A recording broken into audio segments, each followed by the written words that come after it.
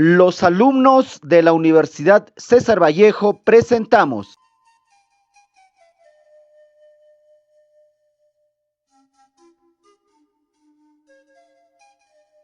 documental El Tungsteno.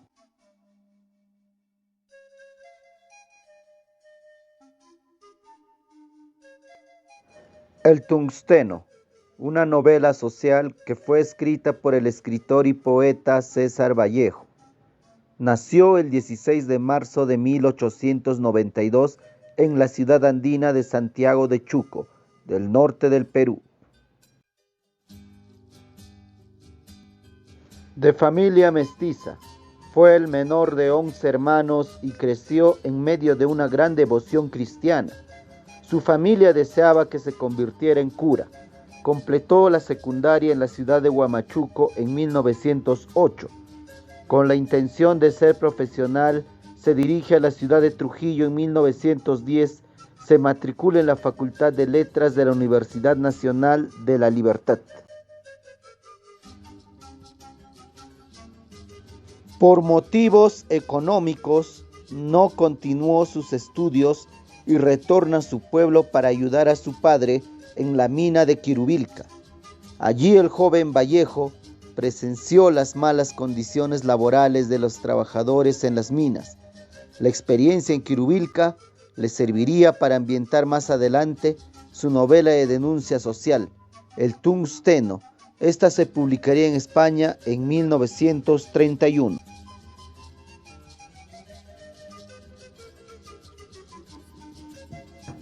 En 1913 regresó a Trujillo con el propósito de retomar sus estudios universitarios en letras.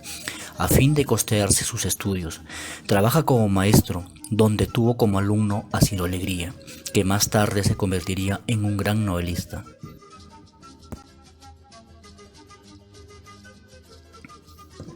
El 22 de septiembre de 1915 se gradúa de bachiller en letras, escribiendo 2 años más tarde su primer libro de poesía llamado Los Heraldos Negros.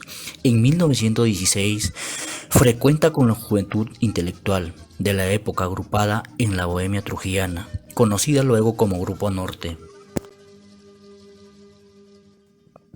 En 1920 regresa a su pueblo natal, donde debido a unos problemas es encarcelado.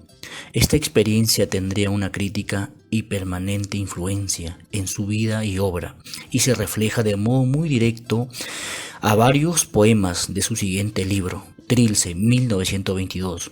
Un año después parte a París, donde permanecerá con algunos viajes a la Unión Soviética, España y otros países europeos, hasta el fin de sus días. Falleció el 15 de abril de 1938.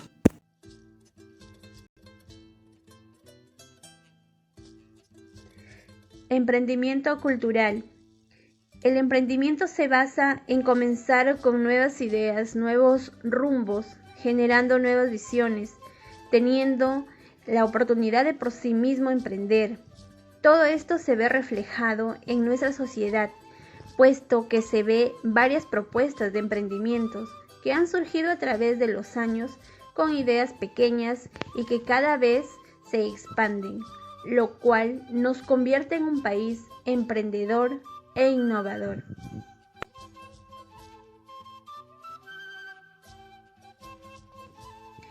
El emprendimiento cultural busca que los emprendedores desarrollen todo su potencial productivo en las diferentes cadenas de valor de las industrias culturales.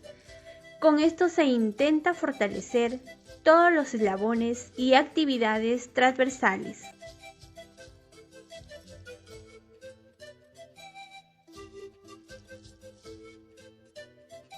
Formar en el emprendimiento es significativo para el desarrollo local, el cual es planteado como el beneficio que la sociedad recibe al afrontar de una forma más eficiente la satisfacción de las necesidades, lo que reconoce al emprendedor como figura auténtica en el progreso permanente de una localidad a nivel municipal o regional.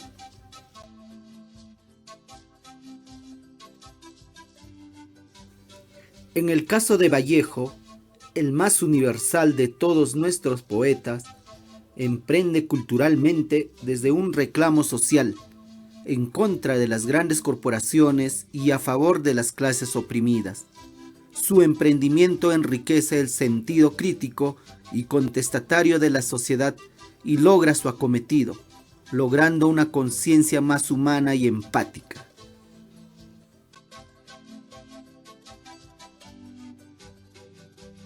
El presente documental tiene carácter testimonial. Los testimonios son el hilo conductor de la historia que se cuenta. En la obra Tuxteno, Vallejo brinda testimonios de sus vivencias en las minas de Quirubilca, donde experimenta el amargo desencanto de una vida llena de injusticia y opresión. Asimismo, abordamos la vida de un personaje de enorme capacidad para comunicar sus reclamos sociales. En el documental, valoramos el mensaje de Vallejo a la sociedad, una donde prima la desigualdad y reina el dinero.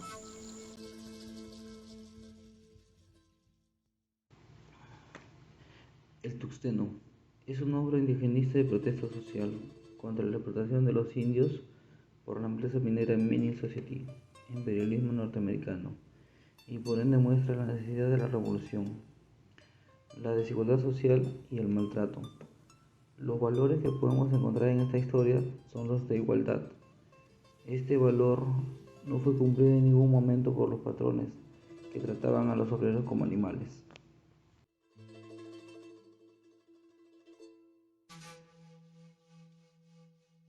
Aspectos históricos. El Tuxteno fue publicado por primera vez en Madrid en 1931. La novela presenta la historia de los abusos de una empresa minera estadounidense, en complicidad con el gobierno local. Además, dicha compañía explota a sus trabajadores, pagándoles bajos salarios y cometiendo crímenes en nombre del progreso.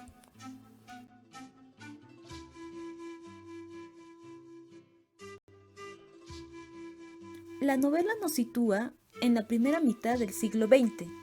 Los Estados Unidos ingresan a la Primera Guerra Mundial y necesitan más tuxteno para su economía de guerra.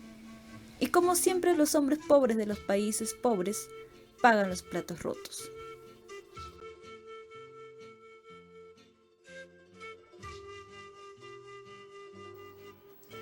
César Vallejo publica El Tuxteno en el año 1931 en la colección La Novela Proletaria de la mítica editorial Zenit, Madrid, junto a otras novelas de carácter social y político como El Don Apacible de Mijaíl Sholokhov y 100% de Upton Sinclair. La escritura de esta novela coincide con la aceptación y compromiso del escritor con el marxismo, que se ha producido en un proceso de reflexión crítica que data desde su llegada a Europa, concretamente a París en el año 1923. El arte y la revolución, formado por una serie de artículos publicados en diferentes diarios, nacido de sus experiencias en Rusia. En ellos se propone articular una estética marxista, al tiempo que podemos comprobar su trayectoria, sus crisis y la correspondencia entre sus poesías.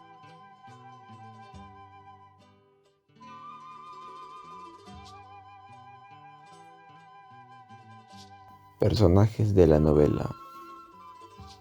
Los Zoras son los indios en torno a cuyas cabañas se asientan los trabajadores de la mina de Quirubilca, a quienes apoyan desinteresadamente. El narrador exagera cuando se refiere a su natural bondad e inocencia, fruto de su completo apartamiento de los pueblos civilizados o sociedades comerciales. Los peones de la mina son los rudos trabajadores mineros, sometidos a un régimen de trabajo agotador y mal remunerado, Algunos de ellos se solidarizan con los soras en el saqueo que sufrían y otros se molestan por la inocencia que les caracteriza. José y Mateo Marino, hermanos, son los contratistas de peones de la Mining Society y dueños de sendos bazares. Uno en Quirubilca, cerca de la mina, regido por José, y otro en Colca, la capital de la provincia, administrado por Mateo. Ambiciosos, desalmados y sin escrúpulos, al mismo tiempo manifiestan una profunda sumisión frente al imperialismo norteamericano. Cucho, adolescente sobrino de José Marino, de quien recibe continuos maltratos. Mujeres Tyke y Weiss, norteamericanos, gerente y subgerente de la mina, igual de embaucadores, capaces de todo con tal de conseguir el máximo de extracción de un tungsteno para el envío de USA, Estados Unidos.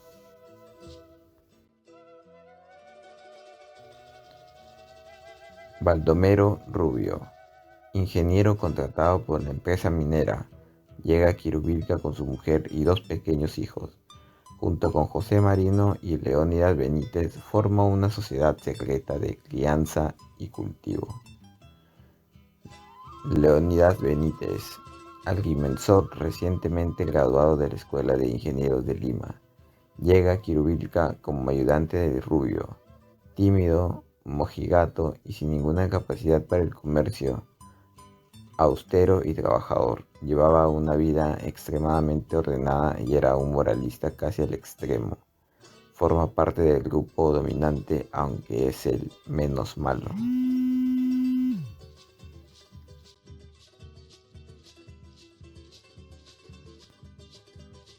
Graciela, la Rosada, amante de José Marino, muchacha de 18 años, hermoso tipo de mujer serrana, ojos grandes y negros y empurpuradas mejillas candorosas. El apuntador, empleado de la mina y amante de Graciela, en su rancho situado en las afueras de Quivilca. Se reúne Servando Huanca y Leónidas Benítez para discutir de política y revolución.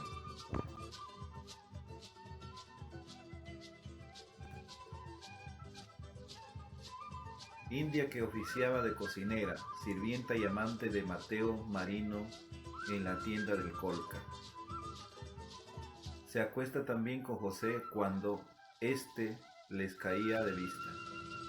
Al final se embaraza y no puede identificar quién de los hermanos es el padre. El subprefecto Luna, viejo funcionario, cruel y sin tino, se pone de acuerdo con Marino para entregarle a algunos indios prisioneros para el trabajo de las minas. El alcalde Parga, viejo y encorvado, antiguo montonero de Cáceres, astuto y ladrón empedernido. El doctor Ortega, limeño, juez de primera instancia en Colca, integra la junta conscriptora militar. Iglesias, vecino notable de Colca, propietario de las 4/5 partes de las fincas urbanas de la zona y de la rica hacienda de cereales y cría de hambre tobal. El doctor Riaño, médico provincial, recién llegado a Colca, tiene 30 años, es elegante y de palabra fácil y florida. El cura Velarde, párroco de Colca, quien participa y da su justificación a la masacre de indios. Isidoro Yepes y Braulio Conchucos, yanaconas analfabetos de Huacapongo, son llevados a la fuerza a Colca para hacer el servicio militar obligatorio. Ellos, con el narrador, se encarga de aclarar, no saben qué es patria, gobierno, orden político, seguridad ni garantías nacionales. solo saben que son desgraciados. Servando Huanca. Es un herrero de 30 años, muy inteligente, que desafía a la autoridad y se convierte en líder al encabezar un levantamiento en contra de la injusticia que sufren los indios analfabetos. Llama la atención la detallada descripción de su fisonomía. Es un indio puro, de salientes pómulos, cobrizo, ojos pequeños, hundidos y brillantes, pelo lacio y negro, talla mediana y una expresión recogida y casi taciturna. Según Denning Leifert, es muy hermosa la novela en donde nos muestra lo que precisamente fue la organización social en esos tiempos y que aún hoy en día se mantienen principalmente en la sierra. Es muy interesante el análisis de los personajes dueños de la mina, sus empleados, los marinos, los soras y los obreros, así como las contradicciones entre ellos. La novela termina con una seria reflexión, análisis y toma de decisiones para luchar contra los abusos de la minera. Eso es fundamental.